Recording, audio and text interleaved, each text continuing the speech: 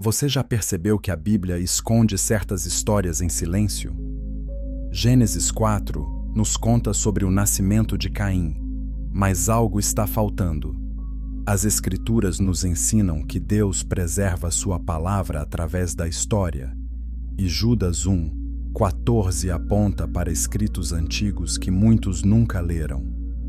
A maioria das pessoas assume que a história de Caim é simples e direta, mas a verdade histórica revela camadas de mistério que foram deliberadamente ocultadas. Neste relato, vamos seguir 3 passos. Primeiro, vamos examinar o que o texto hebraico realmente diz sobre o nascimento de Caim. Depois, vamos explorar por que os escribas bíblicos quebraram padrões ao descrever sua origem.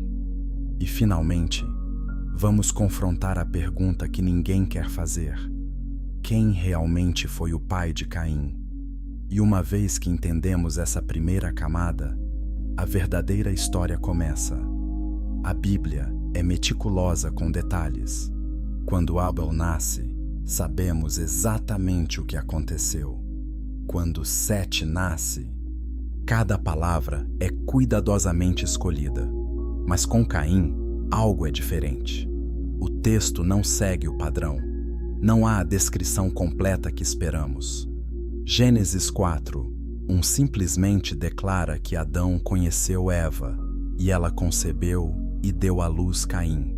Parece normal, mas não é. Os rabinos antigos perceberam essa anomalia há séculos. Eles questionaram por que o nascimento de Caim não seguia a fórmula tradicional. Toda vez que a Bíblia descreve um nascimento, ela menciona o pai, a mãe, a concepção e o parto. Mas aqui, algo está ausente. E essa ausência grita mais alto que qualquer palavra escrita. Pense nisso. Por que Moisés, o autor tradicionalmente creditado de Gênesis, pularia detalhes cruciais logo no início da história humana? Estudiosos debatem essa questão há gerações. Alguns dizem que é estilo literário, outros argumentam que é proposital. Mas e se o silêncio não for acidental? E se for uma forma de proteger uma verdade que a humanidade não estava pronta para ouvir? As Escrituras revelam que há conhecimento oculto, sabedoria escondida para aqueles que buscam com diligência. Provérbios 25:2 nos diz que é glória de Deus esconder certas coisas. Então, o que Deus estava escondendo sobre Caim? Por que seu nascimento é envolto em ambiguidade, enquanto outros são descritos com clareza cristalina? Vamos comparar. Quando Sete nasce em Gênesis 4:25, Eva diz claramente que Deus lhe deu outro filho em lugar de Abel. A linguagem é direta. A paternidade é óbvia. Não há dúvida.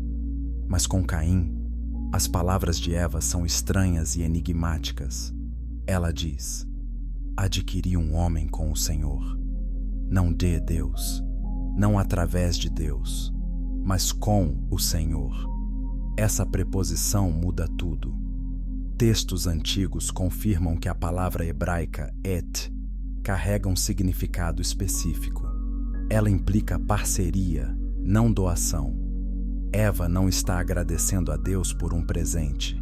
Ela está declarando uma colaboração. E isso levanta uma pergunta perturbadora: quem era o parceiro? Inscreva-se neste canal para mais revelações bíblicas que desafiam tudo o que você pensava saber. A tradição judaica preservou interpretações alternativas que foram suprimidas por séculos. O Zohar, um texto místico antigo, sugere algo radical. Ele propõe que Caim não era filho de Adão. Em vez disso, ele veio de uma união proibida entre Eva e uma entidade celestial. Essa entidade é identificada como Samael, o anjo caído frequentemente associado à serpente no Éden. Parece chocante, mas espere. Antes de descartar isso como heresia, considere o contexto. Gênesis 3:15 fala de duas sementes em guerra, a semente da mulher e a semente da serpente. Se essa profecia é literal, então deve haver uma descendência física da serpente. E se Caim representar essa linhagem proibida? Os primeiros pais da igreja debateram essa possibilidade. Alguns a rejeitaram como blasfêmia, outros a consideraram seriamente. Ireneu de Lyon, escrevendo no século II, mencionou grupos que acreditavam que Caim tinha uma origem diferente de Abel. Ele não endossou a visão, mas reconheceu sua existência. O que vem a seguir vai chocar você ainda mais, porque o texto hebraico contém pistas que foram perdidas na tradução, e essas pistas apontam para uma verdade que foi enterrada há milênios. A ausência de detalhes no nascimento de Caim não é um erro, é uma bandeira vermelha, é um aviso de que algo não está certo. E uma vez que você vê isso, não pode mais não ver. Capítulo 2. As palavras que Eva nunca deveria ter dito.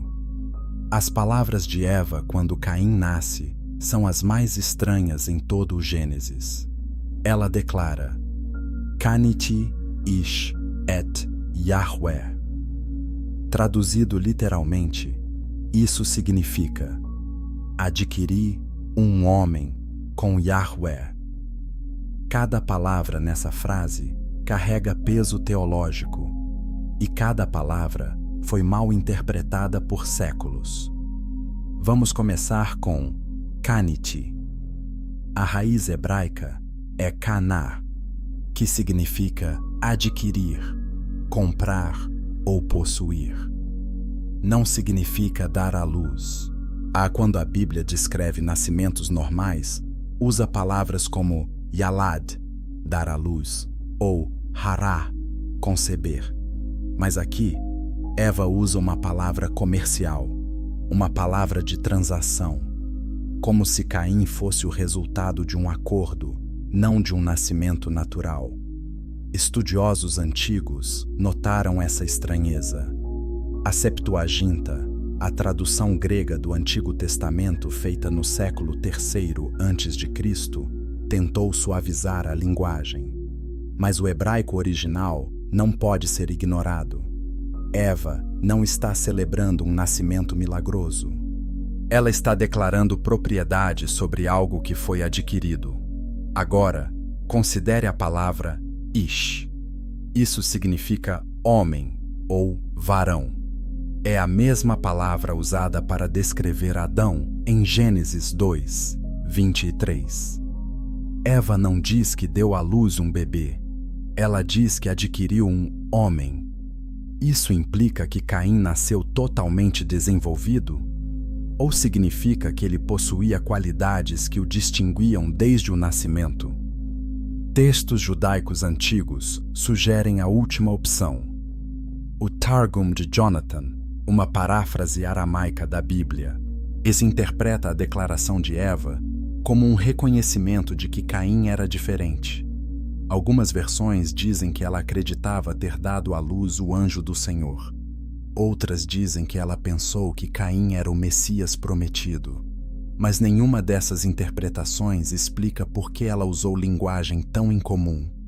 Curtir este vídeo se essa verdade está abrindo seus olhos para mistérios escondidos. A parte mais controversa é a preposição et. Em hebraico, et é um marcador de objeto direto, mas também pode significar com, no sentido de parceria. Então, quando Eva diz com Yahweh, ela pode estar dizendo que Yahweh foi um participante direto na criação de Caim, não apenas abençoando a concepção, mas ativamente envolvido nela. Isso levanta questões teológicas profundas. Deus pode ser pai de um assassino? Deus criaria uma criança amaldiçoada? A resposta ortodoxa é não. Mas e se Yahweh, nessa frase, não se referir ao Deus verdadeiro? E se for um título mal aplicado a outra entidade? Lembre-se, a serpente no Éden prometeu a Eva que ela seria como Deus. Gênesis 3:5 registra as palavras da serpente: sereis como Deus, conhecedores do bem e do mal. E se Eva, na sua confusão pós-queda, acreditasse que havia se unido com um ser divino? E se ela pensasse que Caim era o cumprimento daquela promessa? O Zohar explica isso de forma mais direta. Ele afirma que Samael, disfarçado de serpente, seduziu Eva. Dessa união veio Caim. E é por isso que Eva usa linguagem que sugere parceria divina. Ela foi enganada a acreditar que estava criando algo santo, quando na verdade estava trazendo ao mundo a semente da serpente. Comente abaixo sua interpretação dessa passagem misteriosa. Ainda há mais. O nome Caim, em si, carrega significado sombrio. A raiz hebraica, Caim, está relacionada a várias palavras. Caná significa adquirir, como já vimos. Mas Caim também está ligado a Ken, que significa lança ou arma, e está conectado a Caina, que significa inveja ou ciúme. Então o nome de Caim prediz seu destino. Ele é o adquirido. Ele é a arma. Ele é o ciumento. Desde o nascimento, seu nome carrega violência e possessividade. Isso é coincidência? Ou Eva, em sua declaração profética, já sabia que tipo de criança havia trazido ao mundo? Contraste isso com Abel. Seu nome, Hevel, significa vapor, sopro ou vaidade. Algo passageiro e efêmero. Abel estava destinado a morrer jovem. Caim estava destinado a matar. Seus nomes contam a história antes que qualquer ação seja tomada, mas o que vem a seguir vai mais fundo, porque quando olhamos para o padrão de nascimentos em Gênesis, descobrimos que Caim é a única anomalia. E essa anomalia não é acidental, é proposital e aponta para uma verdade que as autoridades religiosas tentaram suprimir por milênios. Capítulo 3. O padrão quebrado de Gênesis. A Bíblia segue padrões. Deus é um Deus de ordem. E suas escrituras refletem isso. Quando um padrão é quebrado, é um sinal. Um sinal de que algo extraordinário ou algo terrível aconteceu. E o nascimento de Caim quebra todos os padrões. Vamos examinar a fórmula típica de nascimento em Gênesis. Primeiro, o homem conhece sua esposa. A palavra hebraica yada significa conhecimento íntimo, união sexual. Segundo, a mulher concebe. Terceiro, ela dá à luz. Quarto, a criança é nomeada. Quinto, o significado do nome é explicado. Essa é a estrutura padrão. Agora compare com Caim. Gênesis 4:1 diz: Conheceu Adão a Eva, sua mulher. Ela concebeu e deu à luz a Caim. Parece seguir o padrão, certo? Mas olhe mais de perto. Algo crucial está faltando. Não há confirmação de que Adão é o pai. Quando Sete nasce, o texto é explícito. Gênesis 4:25 diz: Tornou Adão a conhecer sua mulher. A palavra tornou é crítica. Ela implica repetição. Adão conheceu Eva novamente. Isso significa que houve uma primeira vez. E se a primeira vez foi com Caim, por que o texto não diz isso claramente? Estudiosos apontam que o hebraico usa od, novamente, para Sete, mas não para Caim. Isso sugere que o primeiro ato de conhecer Eva pode não ter sido com Adão. pode ter sido com outro. E o nascimento de Sete é o retorno à ordem normal, o recomeço da linhagem humana pura. Inscreva-se para não perder as próximas revelações que desafiam a narrativa tradicional. Há outro padrão quebrado. Quando crianças nascem na Bíblia, as suas características físicas às vezes são mencionadas. Gênesis 5:3 diz que Sete foi gerado à sua semelhança, conforme a sua imagem. Isso significa que Sete se parecia com Adão. Ele carregava a imagem física de seu pai. Mas sobre Caim, não há tal declaração. Nenhuma menção de semelhança, nenhuma referência à imagem de Adão. Isso é significativo. Se Caim fosse filho de Adão, por que o texto não confirma isso da mesma forma que confirma com Sete? O silêncio aqui é ensurdecedor. Alguns teólogos argumentam que isso é apenas estilo literário. Eles dizem que nem todo nascimento precisa seguir a mesma fórmula, mas Gênesis é obsessivamente detalhado com genealogias. Cada nome, cada idade, cada relação é cuidadosamente registrada. Então, por que a exceção com Caim? A resposta pode estar em Gênesis 3:15. Deus amaldiçoa a serpente e declara: porei inimizade entre ti e a mulher, entre a tua descendência e o seu descendente. Duas sementes, duas linhagens, uma da mulher, uma da serpente. Se isso é literal, então deve haver uma semente física da serpente. E Caim é o candidato mais óbvio. Pense na maldição de Caim. Antes de ele matar Abel, Deus já rejeita sua oferta. Gênesis 4:5 diz: mas para Caim e para a sua oferta não atentou. Por quê? Caim ainda não havia cometido assassinato. Sua oferta era de produtos da terra. O que estava errado com isso? Alguns dizem que Caim não trouxe sua melhor colheita. Outros dizem que sua atitude estava errada. Mas o texto não diz isso.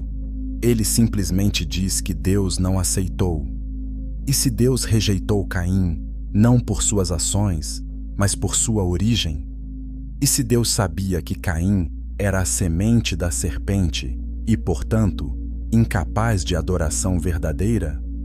Isso explicaria por que Deus avisa Caim em Gênesis 4:7. O pecado jaz à porta. A palavra hebraica para pecado aqui é shatat, mas shatat também pode significar oferta pelo pecado. Então Deus está dizendo que o pecado está à porta, ou que a oferta pelo pecado está ali. A ambiguidade é proposital. Aponta para algo mais profundo. Compartilhe este vídeo com todos que buscam a verdade oculta nas Escrituras. Agora, considere a descendência de Caim. Gênesis 4. Lista 7 gerações de Caim. Eles são construtores de cidades, criadores de gado, inventores de instrumentos musicais e forjadores de ferramentas de bronze e ferro. Essa progressão tecnológica é rápida demais. Como a humanidade primitiva desenvolveu metalurgia avançada em poucas gerações? O livro de Enoque oferece uma explicação. Ele descreve os vigilantes, anjos caídos que desceram ao Monte Hermon e ensinaram conhecimento proibido aos humanos. Eles ensinaram metalurgia, cosméticos, feitiçaria e guerra.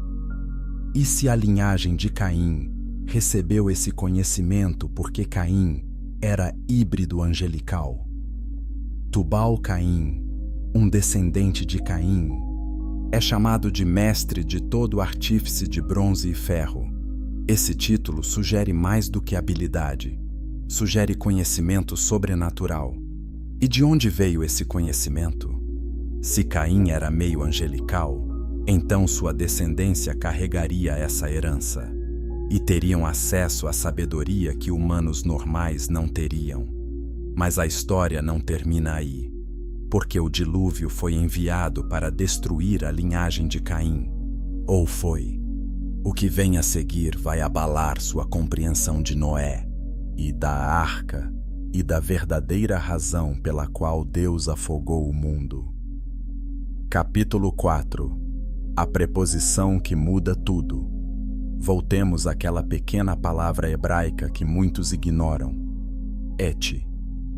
Gênesis 4, 1 diz: Kaniti ish et Yahweh. Tradutores ocidentais geralmente renderizam isso como adquiri um homem do Senhor ou com a ajuda do Senhor. Mas o hebraico não diz isso. Não há palavra para ajuda. Não há preposição indicando fonte ou assistência. Apenas et.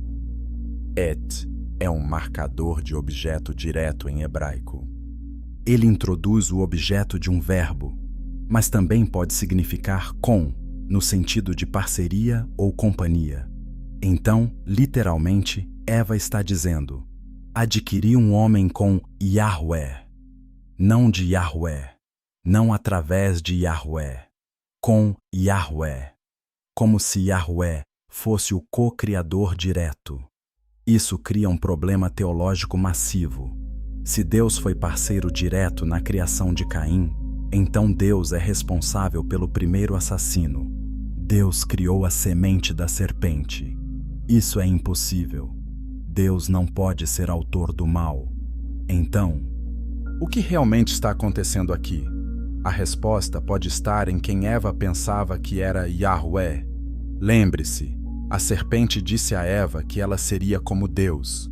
Gênesis 3, 5 registra: Deus sabe que, no dia em que dele comerdes, se vos abrirão os olhos e sereis como Deus.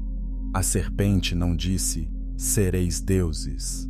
Disse, sereis como Deus, como o próprio Yahweh. E se a serpente, naquele momento, se apresentou como Yahweh, e se Eva, na sua confusão e rebeldia, acreditou que havia se unido com o divino. 2 Coríntios 11, 14 nos diz que Satanás se disfarça como anjo de luz. Se ele pode fazer isso, pode se apresentar falsamente como Yahweh? Textos antigos confirmam essa possibilidade. O Apocalipse de Adão, um texto gnóstico do 1º ou 2º século, descreve uma sedução de Eva por uma figura divina antes do nascimento de Caim. Embora não seja canônico, esse texto preserva uma tradição que circulava entre os primeiros cristãos e judeus. Curtir, se você está começando a ver as escrituras de uma nova forma. O Targum Pseudo-Jonathan, outra paráfrase aramaica antiga, diz explicitamente que Eva concebeu Caim de Samael, o anjo da morte. Essa tradição foi conhecida, foi discutida, mas foi suprimida porque desafiava a ortodoxia. Porque se Caim não era filho de Adão, então toda a teologia da queda e da redenção precisava ser repensada. Vamos examinar outra pista. Gênesis 4, 2 diz: Depois deu à luz a Abel, a seu irmão. A palavra irmão aqui é Ash, em hebraico.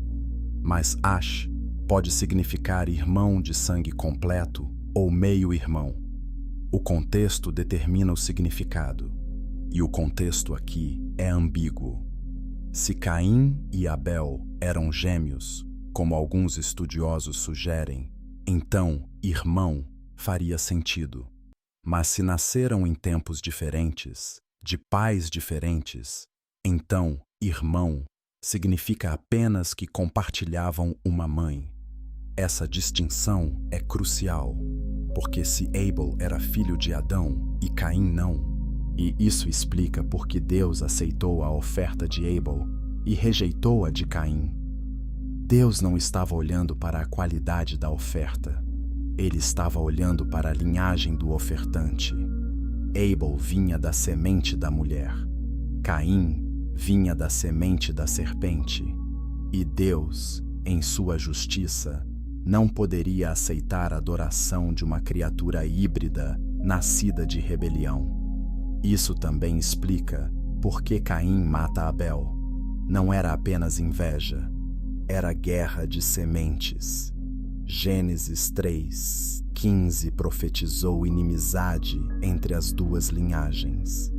Caim estava cumprindo seu destino como semente da serpente, tentando destruir a semente da mulher.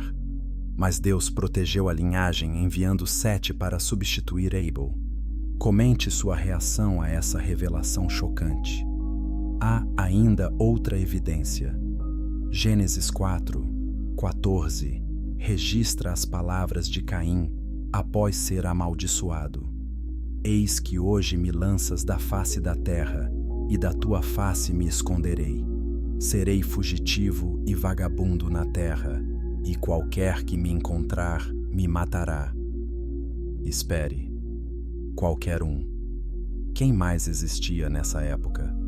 Se apenas Adão, Eva e Caim estavam vivos, quem poderia matá-lo? A resposta tradicional é que Caim temia futuros descendentes de Adão. Mas isso não faz sentido. Por que ele teria medo de pessoas que ainda não nasceram? A menos que já houvesse outras pessoas na Terra, pessoas não descendentes de Adão, pessoas da linhagem de Caim que já existiam. Isso sugere uma pré-história que Gênesis não registra completamente. Sugere que havia outras criações ou outras sementes já na Terra quando Caim foi banido. E isso se alinha com a teoria de que Caim era híbrido, parte de uma linhagem que existia paralelamente à linhagem pura de Adão. Gênesis 4:15 diz que Deus colocou um sinal em Caim para que ninguém o matasse. Que sinal era esse? O texto não diz. Mas se Caim tinha características físicas diferentes devido à sua origem híbrida, então o sinal poderia ser sua própria aparência. Uma marca que todos reconheceriam imediatamente. Mas o mistério se aprofunda, porque a linhagem de Caim não apenas sobrevive, ela prospera, e seu legado contamina toda a terra, forçando Deus a tomar a ação mais drástica da história, o dilúvio global. E mesmo assim, a semente da serpente encontra uma maneira de sobreviver. Capítulo 5. A marca de um filho diferente. A marca de Caim é um dos grandes mistérios não resolvidos da Bíblia. Gênesis 4:15 simplesmente afirma: o Senhor pôs um sinal em Caim. Nenhuma descrição, nenhuma explicação. Apenas a declaração de que Caim foi marcado. E essa marca o protegeria de vingança. Mas por que Caim precisava de proteção? Quem o ameaçava? E que tipo de sinal Deus usaria? Tradições judaicas oferecem várias teorias. Algumas dizem que Deus fez crescer um chifre na testa de Caim. Outras dizem que Deus deu a ele uma aparência feroz e assustadora. Outras ainda afirmam que Deus o marcou com uma letra do alfabeto hebraico. Mas e se a marca não fosse algo adicionado, mas algo inerente? E se Caim já fosse fisicamente diferente devido à sua origem híbrida? Gênesis 6 descreve os Nefilim, gigantes nascidos da união entre os filhos de Deus e as filhas dos homens. Esses híbridos eram conhecidos por sua aparência incomum e tamanho. Se Caim era o primeiro híbrido, então ele poderia ter características físicas que o distinguiam. Talvez altura anormal, talvez força sobre-humana, talvez uma aparência que inspirava medo. E Deus, em sua misericórdia, declarou que essas mesmas características serviriam como proteção. Qualquer um que visse Caim saberia que ele estava sob proteção divina. Inscreva-se para continuar descobrindo verdades que foram escondidas por milênios. Considere também o destino de Caim. Ele é amaldiçoado a ser fugitivo e vagabundo, mas em vez de vagar, ele constrói uma cidade. Gênesis 4:17 diz: Conheceu Caim a sua mulher, e ela concebeu e deu à luz a Enoque, e edificou uma cidade e lhe chamou Enoque, o nome de seu filho. Isso levanta duas questões. Primeiro, de onde veio a esposa de Caim? Segundo, como um vagabundo constrói uma cidade? A resposta tradicional à primeira pergunta é que Caim se casou com uma irmã, mas o texto não diz isso. E se houvesse outras pessoas, de outras linhagens, já vivendo na terra? Quanto à segunda pergunta, construir uma cidade requer conhecimento avançado de arquitetura, engenharia e organização social. De onde Caim obteve esse conhecimento? Se ele era híbrido angelical, então teria acesso à sabedoria celestial. O livro de Enoque descreve como os vigilantes ensinaram aos humanos ciências proibidas. Caim poderia ter recebido esse conhecimento de sua própria herança. A cidade de Caim é um ato de rebelião. Deus o amaldiçoou para vagar, mas Caim se estabelece. Deus o afasta da terra cultivável, mas Caim cria uma civilização urbana.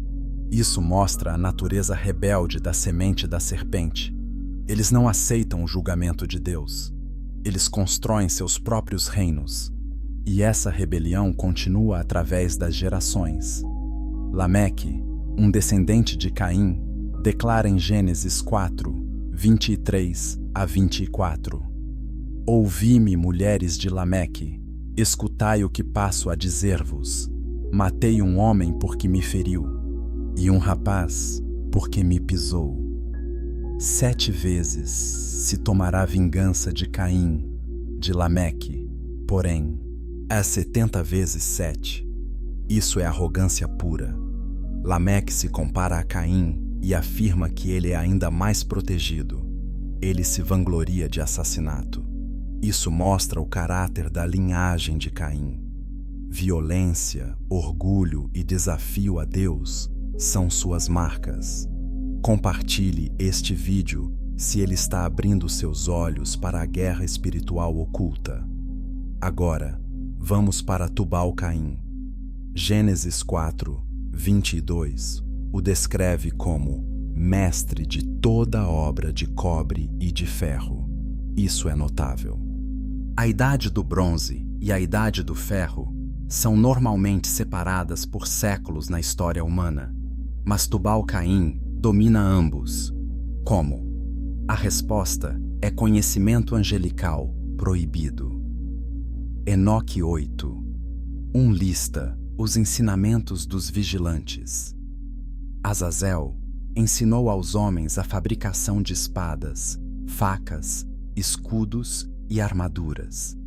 Ele ensinou metalurgia. Se a linhagem de Caim carregava sangue angelical, então eles teriam acesso natural a esse conhecimento. Mas há mais. Gênesis 4:22 também menciona Naamá, irmã de Tubal-Caim. Nenhuma outra mulher na genealogia de Caim é nomeada. Por que Naamá é especial? Tradições judaicas afirmam que Naamá se casou com Cam, filho de Noé. Se isso for verdade, então a semente de Caim entrou na arca. A linhagem híbrida sobreviveu ao dilúvio. Isso explicaria por que gigantes aparecem após o dilúvio. Números 13:33 descreve os Nefilim em Canaã. Deuteronômio fala de Og, rei de Bazã, cuja cama tinha 4 metros de comprimento. Se a semente de Caim sobreviveu através de Naamá, então a guerra de sementes continuou depois do dilúvio. Mas antes de chegarmos lá, precisamos entender por que Deus enviou o dilúvio em primeiro lugar. E a razão não é apenas maldade humana, é corrupção genética, é a poluição da linhagem humana. E tudo começou com Caim. Capítulo 6. A cidade que não deveria existir. Caim constrói uma cidade. Esse simples fato é revolucionário. As primeiras cidades na história arqueológica aparecem milhares de anos após o período tradicionalmente atribuído a Adão e Eva. No entanto, a Bíblia diz que a primeira cidade foi construída pela primeira geração fora do Éden. Como isso é possível? A explicação tradicional é que a Bíblia condensa cronologias. Talvez gerações tenham passado. Talvez Caim seja um nome coletivo para uma tribo, mas o texto não sugere isso. Ele apresenta Caim como um indivíduo que pessoalmente constrói uma cidade e a nomeia em honra de seu filho Enoque.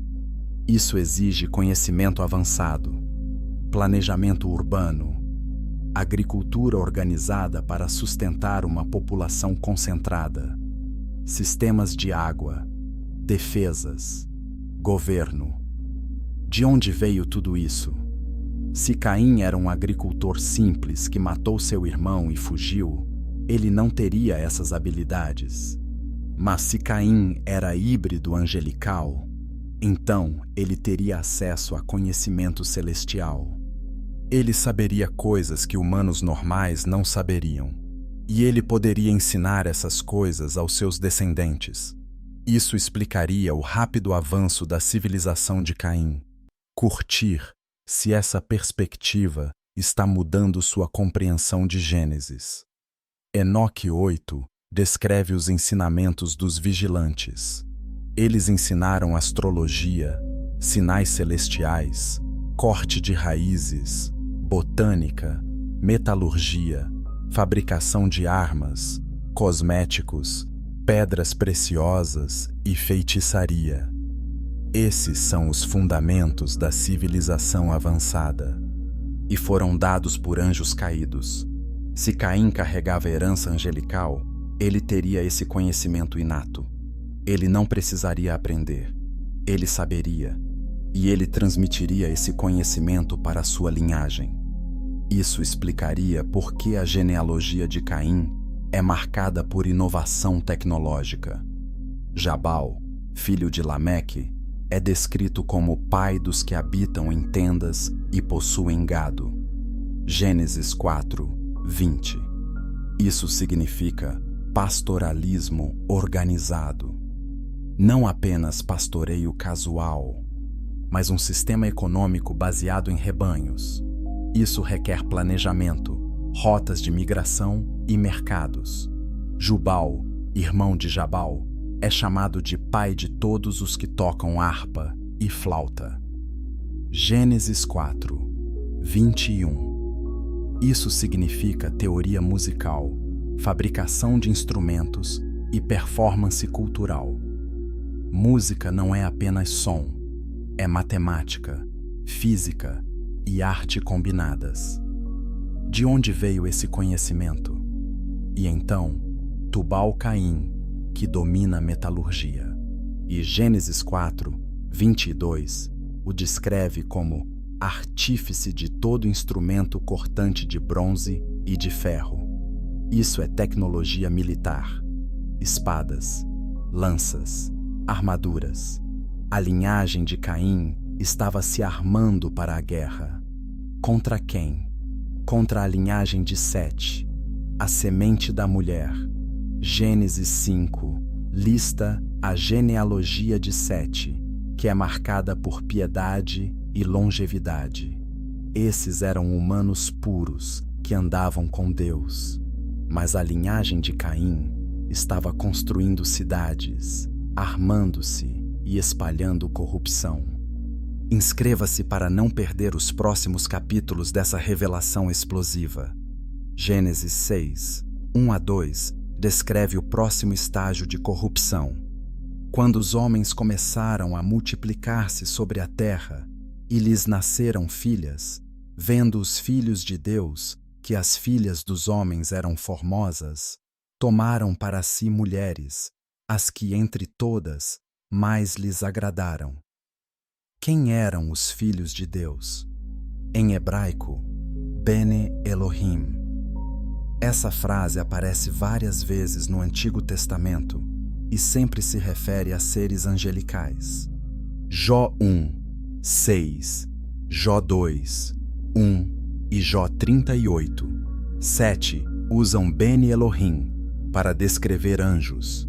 Então, Gênesis 6 está descrevendo anjos tomando esposas humanas. Isso não era casamento. A palavra tomaram é lakash, em hebraico, que significa agarrar, capturar, tomar à força. Isso era sequestro e violação. E o resultado foi a produção de híbridos, os Nefilim. Gênesis 6, 4 diz: Naqueles dias havia gigantes na terra, e também depois, quando os filhos de Deus possuíram as filhas dos homens, as quais lhes deram filhos. E estes foram valentes, varões de renome, na antiguidade. Note a frase, naqueles dias, e também depois. Isso significa que os Nefilim já existiam antes da transgressão de Gênesis 6. Como isso é possível? Se os Nefilim eram resultado da união angelical humana, e essa união começou em Gênesis 6, como eles já existiam antes? A resposta é Caim. Caim foi o primeiro Nefilim, o primeiro híbrido, e sua descendência continuou a prática de misturar sementes. Gênesis 6 não é o começo da corrupção. É a escalada. É quando a rebelião angelical se tornou generalizada e Deus responde com julgamento global. Gênesis 6, 7 declara: Disse o Senhor: Farei desaparecer da face da terra o homem que criei, o homem e o animal, os répteis e as aves dos céus, porque me arrependo de os haver feito. Mas mesmo o dilúvio não acabou com a semente corrupta, porque ela entrou na arca, e depois das águas baixarem, a guerra de sementes continuou. Capítulo 7. O dilúvio e a semente, que sobreviveu. O dilúvio foi genocídio global. Deus não estava apenas punindo maldade moral, ele estava eliminando corrupção genética. Gênesis 6, 9 diz que Noé era perfeito em suas gerações. A palavra hebraica é tamim, que significa sem defeito, completo, inteiro. É a mesma palavra usada para sacrifícios animais. Eles tinham que ser geneticamente puros, sem manchas. Então Noé não era apenas justo em caráter, ele era puro em genética. Sua linhagem não havia sido contaminada pela semente angelical, por isso Deus o escolheu. Noé carregava a linhagem humana pura de Adão através de Sete. Mas aqui está o problema. Gênesis 6, 4 diz que havia Nefilim naqueles dias e também depois. Depois do quê? Depois do dilúvio. Como gigantes apareceram após o dilúvio se todos os Nefilim foram mortos? A resposta tradicional é que houve uma segunda incursão angelical após o dilúvio. Mas 2 de Pedro 2, 4 e Judas 6 dizem que os anjos que pecaram foram lançados no Tártaro, presos em cadeias. Se foram presos, como poderiam haver uma segunda rebelião? Comente sua teoria sobre como a linhagem Nefilim sobreviveu ao dilúvio.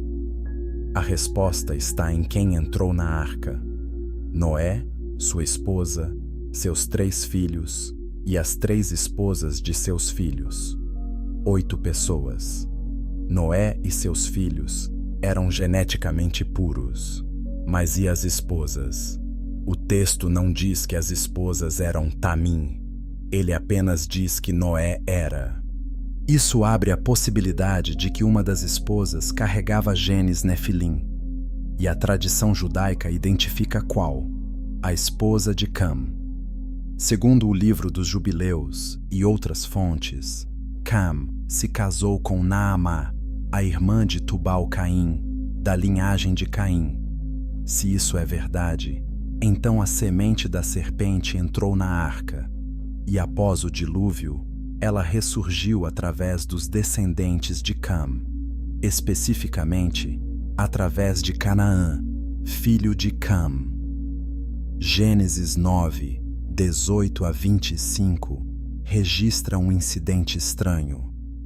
Noé planta uma vinha e fica embriagado e se despe em sua tenda.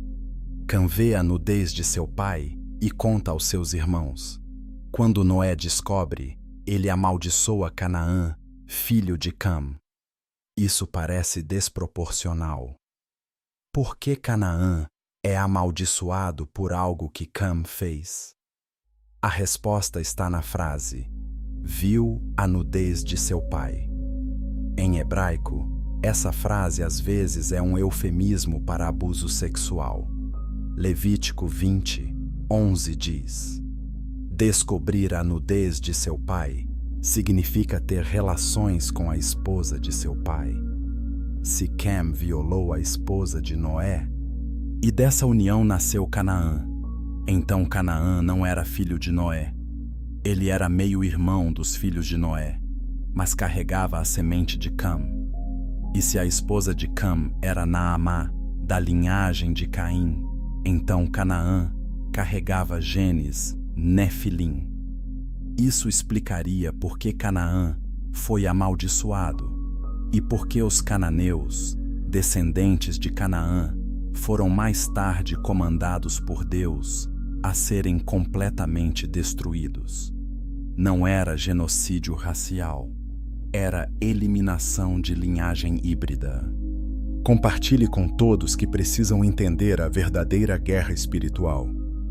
Números 13:33 descreve os espias israelitas vendo Nefilim em Canaã. Também vimos ali gigantes, filhos de Anak, descendentes dos gigantes. Éramos aos nossos próprios olhos como gafanhotos, e assim também lhes parecíamos a eles. Deuteronômio 2 e 3 mencionam várias tribos de gigantes: Refaíns, Emins, Zanzumins, Anaquins. Todas essas habitavam Canaã. Todas eram descendentes da linhagem corrupta que sobreviveu ao dilúvio através de Cam. Og, rei de Bazã, é descrito em Deuteronômio 3, 11 como o último dos refaítas. Sua cama tinha 4 metros de comprimento. Golias de Gate, morto por Davi, tinha quase 3 metros de altura. Segundo Samuel 21, lista outros gigantes com 6 dedos em cada mão e 6 dedos em cada pé. Essas não eram apenas pessoas altas, eram híbridos geneticamente anormais, e Deus ordenou sua destruição completa. Deuteronômio 7, 2 ordena: o Senhor teu Deus as tiver dado diante de ti, para as ferir, totalmente as destruirás. Não farás com elas aliança, nem terás piedade delas.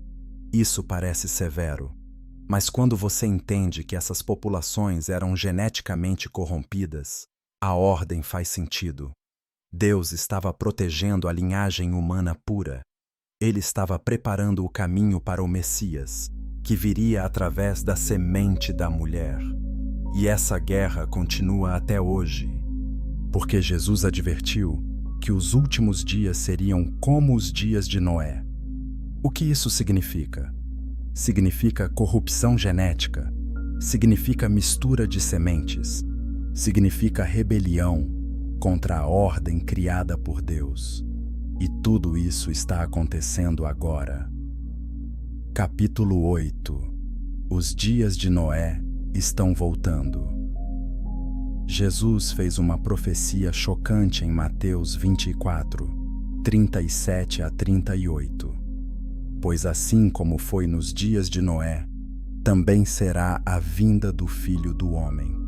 Porquanto, assim como nos dias anteriores ao dilúvio comiam e bebiam, casavam e davam-se em casamento, até ao dia em que Noé entrou na arca.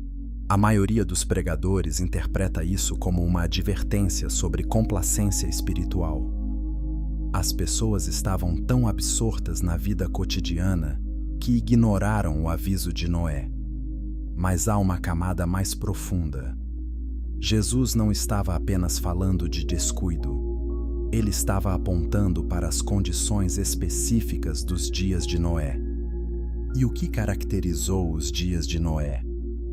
Corrupção genética, mistura de espécies, híbridos angelicais humanos, conhecimento proibido, avanço tecnológico rápido, violência generalizada e rebelião contra Deus. Todas essas condições estão presentes hoje. Vamos examinar uma por uma. Curtir se você está percebendo os paralelos com o mundo moderno. Primeiro, corrupção genética. Hoje, cientistas estão modificando geneticamente humanos.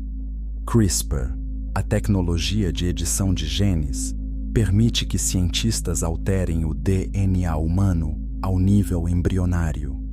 Bebês projetados já nasceram. Características como inteligência, aparência e força podem ser manipuladas. Isso não é ficção científica. Aconteceu em 2018, quando o cientista chinês He Jiankui criou os primeiros bebês geneticamente editados. A comunidade científica o condenou, mas a tecnologia existe, e outros seguirão. Segundo, mistura de espécies. Cientistas estão criando quimeras, organismos contendo células de múltiplas espécies. Embriões humano-animal foram criados em laboratórios. Em 2021, cientistas criaram embriões de macaco humano que sobreviveram 19 dias. O objetivo declarado é cultivar órgãos humanos em animais para transplante, mas as implicações éticas e espirituais são aterradoras. Isso é exatamente o tipo de transgressão de fronteiras que caracterizou os dias de Noé. Terceiro, conhecimento proibido. Os vigilantes ensinaram aos humanos ciências proibidas. Hoje, a humanidade está descobrindo conhecimento que talvez não devesse ter. Inteligência artificial que supera a cognição humana. Armas biológicas capazes de extinguir populações. Nanotecnologia que pode reconstruir matéria ao nível atômico. Esse conhecimento está sendo buscado sem consideração moral. A única pergunta é: podemos fazer isso? Não deveríamos fazer isso? Isso é o mesmo espírito de rebelião que levou ao dilúvio. Inscreva-se se você quer entender os sinais dos tempos. Quarto, avanço tecnológico rápido. A linhagem de Caim desenvolveu metalurgia e música e urbanismo em poucas gerações. Hoje, a humanidade avançou mais nos últimos 100 anos do que em todos os milênios anteriores combinados. Computadores, internet, inteligência artificial, manipulação genética, exploração espacial, tudo em menos de um século. Esse avanço exponencial reflete o padrão dos dias pré-dilúvio e está acelerando. Quinto, violência generalizada. Gênesis 6:11 diz: a terra estava corrompida à vista de Deus e cheia de violência. Hoje, guerras, genocídios, terrorismo e crime violento saturam o planeta. A cada minuto, Pessoas são assassinadas, estupradas e torturadas. Mas há mais: violência contra a ordem criada, aborto em massa, eutanásia, manipulação genética, destruição ambiental, toda forma de vida sendo atacada e redefinida pela vontade humana. Sexto, rebelião contra Deus. A cultura moderna rejeita abertamente a autoridade divina. Redefinimos casamento, gênero, família e até mesmo a própria vida. O que Deus declara como fixo, nós declaramos como fluido. O que Deus chama de sagrado, nós chamamos de opressivo. Essa é a Torre de Babel 2.0.